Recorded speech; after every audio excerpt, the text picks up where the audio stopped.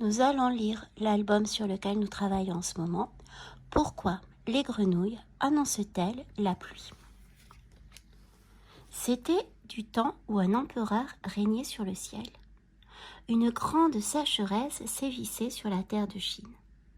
Privés d'eau, les sols durcissaient, les rivières tarissaient, les arbres et les plantes débérissaient, les animaux mouraient de soif.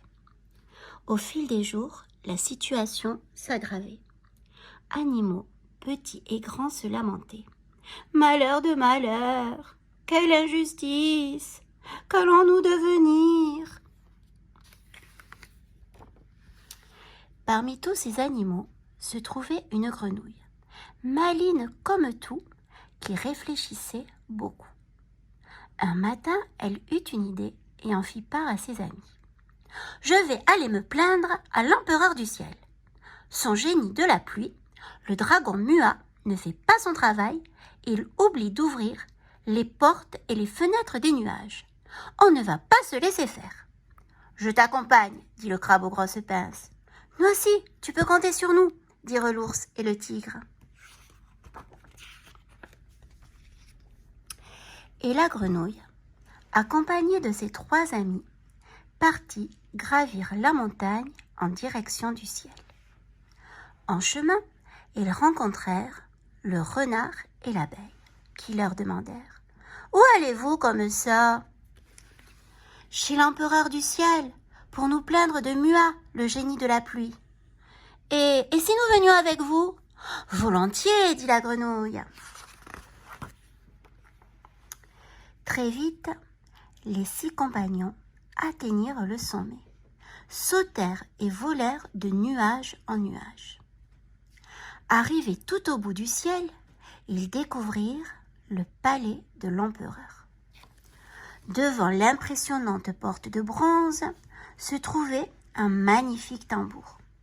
Quiconque estimait que l'injustice régnait sur terre avait le droit de s'en servir pour prévenir l'empereur. « Laissez-moi faire, dit la grenouille à ses 5 amis. Cachez-vous là, tout près. Je vous appellerai si j'ai besoin de vous. » Et la grenouille frappa fort, très fort, de plus en plus fort sur le tambour. Boum, boum, boum, boum. Quelqu'un apparut à la fenêtre. C'était justement le dragon Mua, le génie de la pluie, venu faire un petit séjour à la cour céleste en l'absence de son maître, l'empereur parti en voyage. « Qui ose tambouriner et troubler ainsi mon sommeil ?» lança-t-il furieux.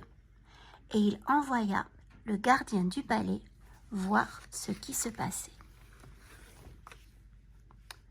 Le gardien, en bon serviteur, courut à la porte. Il revint aussitôt apporter la réponse à Mua.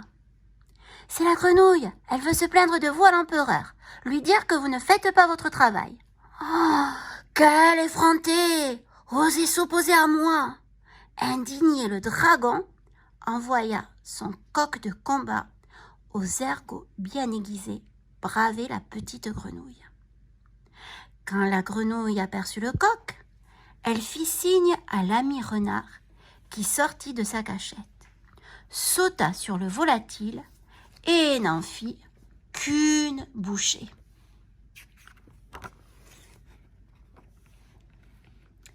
En apprenant la fin tragique de son coq, Mua sentit la colère monter en lui. « Quel manque de respect !» s'écria-t-il. « Je ne vais tout de même pas me laisser dominer par une minuscule grenouille. » Et il envoya son chien au croc redoutable affronter la petite grenouille. Quand la grenouille aperçut le chien, elle fit signe à l'ami ours qui sortit de sa cachette, sauta sur le molosse, l'écrasa, l'aplatit et le laissa inanimé face contre terre.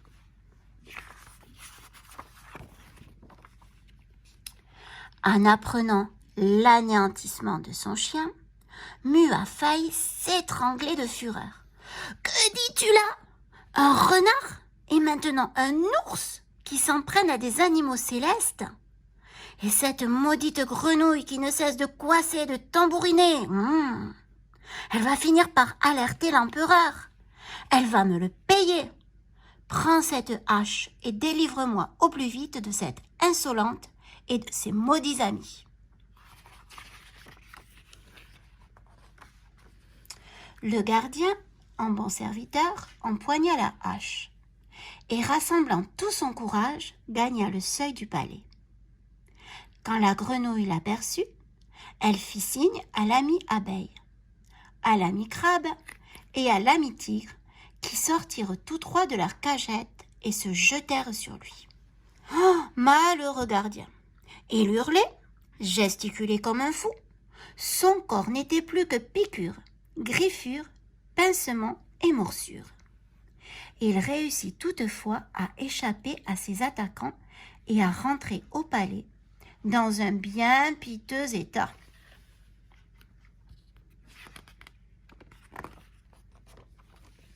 Soudain, une voix retentissante se fit entendre. « Que se passe-t-il donc ici? Que signifient ces roulements de tambour, si puissants qu'ils m'ont fait revenir de l'autre bout du monde ?» C'était la voix de l'empereur du ciel. « C'est moi qui ai tambouriné, avoua la petite grenouille toute timide. Je suis venue avec mes amis me plaindre des négligences de votre génie de la pluie. » L'empereur écouta attentivement et reconnut qu'une grande injustice s'était produite sur la terre de Chine. Sans plus attendre, l'empereur fit appeler le dragon muat, qui essayait de se faire tout petit dans un coin. « Tu avais pour tâche d'arroser la terre, gronda l'empereur. Tu as manqué à ton devoir. Tu seras sévèrement puni. Mets-toi au travail et reviens me voir quand tu auras fini. » Tout penaud, Muat, le génie de la pluie, s'envola aussitôt exécuter sa mission. Alors l'empereur s'adressa à la petite grenouille. « Si à l'avenir Muat oublie encore d'ouvrir les portes et les fenêtres des nuages, ne te fatigue pas à revenir ici.